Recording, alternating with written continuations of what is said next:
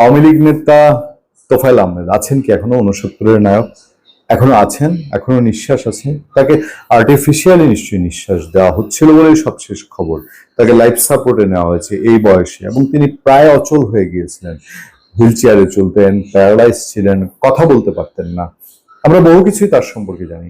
এখন তোফায়েল আহমেদ সব আনুষ্ঠানিকতার কি একটা ছোট্ট আনুষ্ঠানিকতা এখন বাকি, যেটা জীবনের শেষ আনুষ্ঠানিকতা, সেরকম পর্যায়ে আছেন।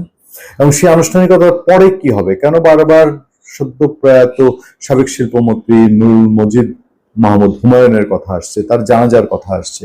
কেন অগ্রিম তোফায়েল আহমেদের জানাজা নিয়ে মানুষ ভাবছে? সোশ্যাল মিডিয়ায় যেসব ছড়াচ্ছে আমরা এগুলো নিয়ে কথা বলতে চাই না, কিন্তু কোনটাই স্বস্তিদায়ক না।